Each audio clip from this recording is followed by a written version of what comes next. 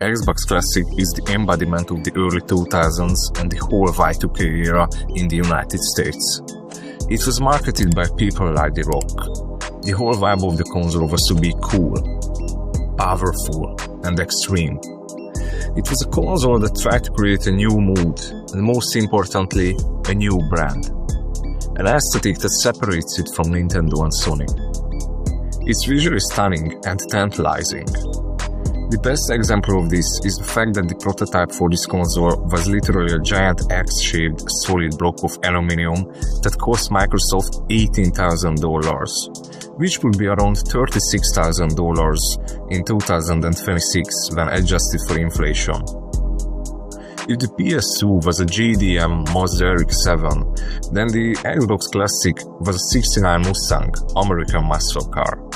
But you can clearly feel this vibe in the OS of the Xbox as well.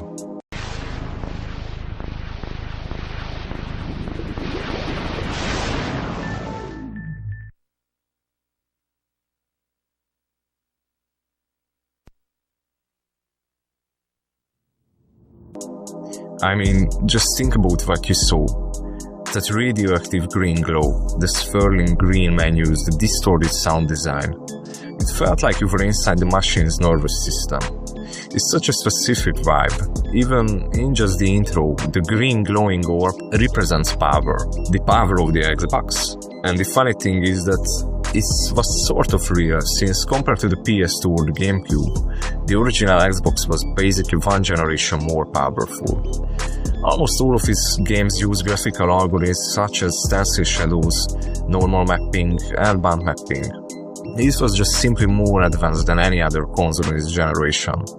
You know, there are many ways to show off your console's power, but Microsoft chose to do it in a very Y2K and cyberpunk way, by using an almost esoteric, alien aesthetic. Just look at how it was advertised. In contrast, the PS2 was sleek and minimalistic. It presented itself in a more elegant way, white and blue text suspended in a black void. The Xbox is a lot more raw and in your face compared to this.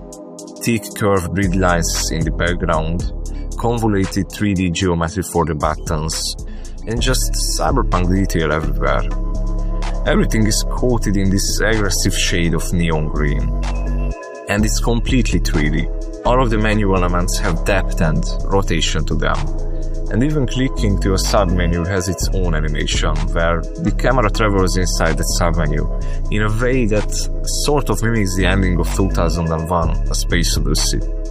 It's very futuristic, like the Xbox is a tool that lets you travel to the fourth dimension and the dimensions beyond it.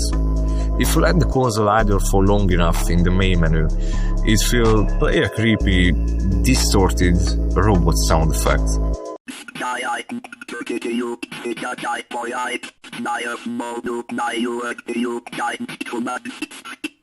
Whenever I look at this menu, I can't help but feel like I'm inside the DMT trip, in a different dimension, and the machine elves are trying to tell me something that I can't understand, since they are higher dimension creatures than me.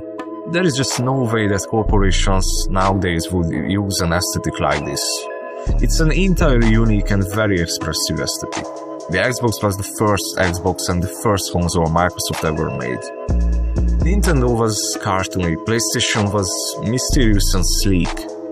The Dreamcast was experimental and very Japanese. And the Xbox was cool.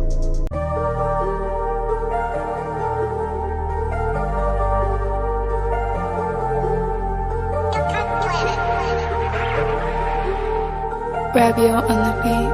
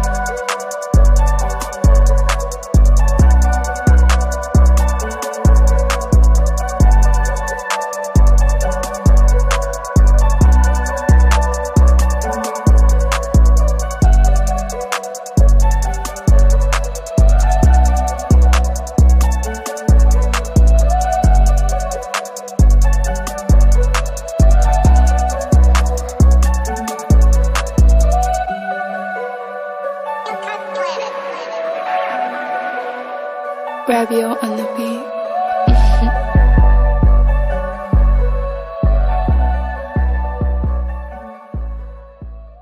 Now let's break down the core traits of the Xbox Classic aesthetic.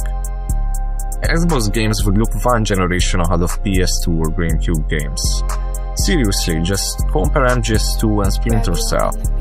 Splinter Cell has volumetric God rays and omnidirectional shadow mapping, but it unfortunately lacks the art direction of MGS2, so in my opinion it falls short. But from a purely technological standpoint though, it's definitely a generation ahead. A CRT perfectly blends together the 2D palm trees on the skybox with the real geometrical palm trees on the horizon. Just look at this shot. The tasteful thickness of the horizontally blurred lens flare on Sam Fisher's stat suit. It even has bloom on it. Depth of field on the horizon. Enemies with headlamps that were actually dynamic light sources.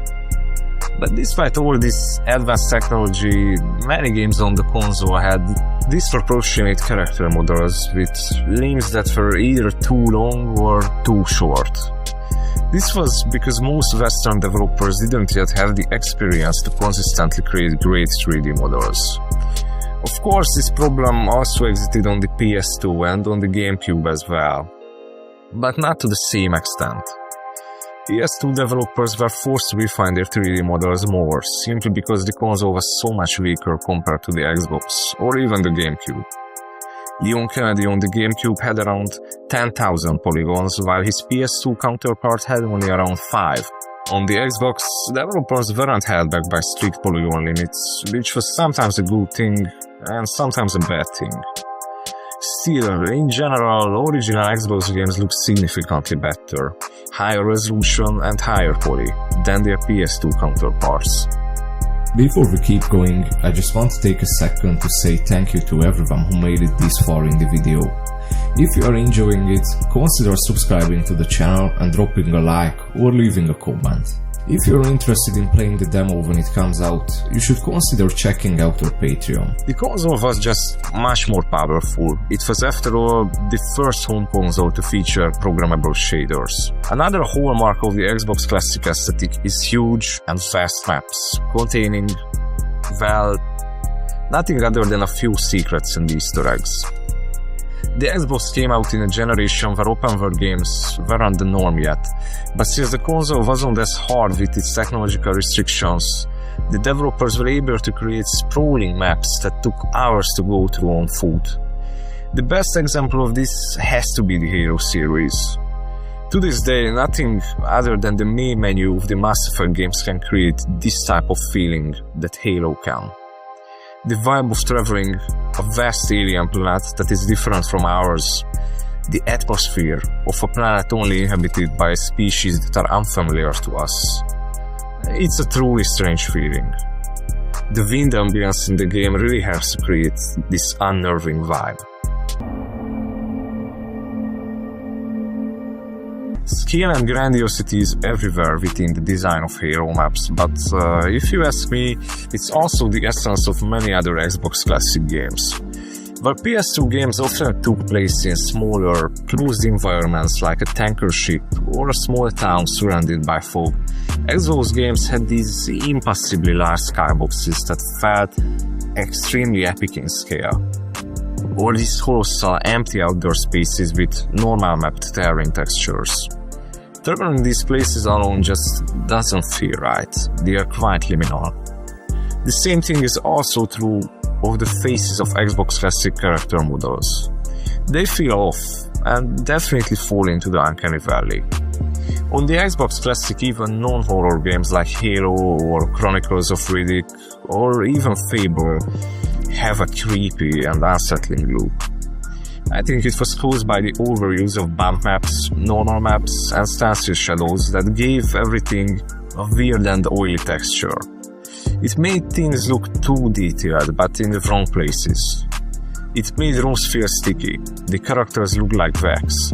Not many people know, but basically the Xbox was a spiritual successor to the Sega Dreamcast. The overall design, the focus on multiplayer, and the ambition definitely take heavy influence from the Dreamcast. Even their controllers look quite similar. The Dreamcast was powered by Windows CE, and Microsoft Windows CE made the pitch on the original Xbox. There were also talks of adding Dreamcast backwards compatibility to the Xbox Classic, but plans fell through. Despite this, many Dreamcast games like Shamu or Jet Set Radio Future released on the Xbox instead of the Dreamcast in the West. And I didn't even mention the exclusives yet. Sega GT 2002, Jet Set Radio Future, Panzer Dragoon Orta, Crazy Truck City, House of the Dead 3, and many other games ended up being Xbox Classic exclusives and did not die with the Dreamcast. These games and many other games on the Xbox were pretty rough around the edges, but they had soul. It was an era where there were still exclusives, and they were a big selling point of a console. I was always a PlayStation guy, but I can understand why someone would buy an Xbox in the early 2000s. There was simply no way to play games like Halo any other way than owning an Xbox. Neither the PS2 nor most PCs were capable of rendering large, sprawling terrains like the original Xbox. Crashing down on the Halo ring with split-screen co-op mode turned on is something that modern games can't really replicate. It was the precursor of modern gaming, but still very different. Unfortunately though, this aesthetic has been lost in time. As generation by generation the brand has been streamlined and made sterile. You can still see remnants of its alien radioactive green aesthetic. You can still tell it's an Xbox. Maybe time has passed, but we can always go back and replay your favorite Xbox games.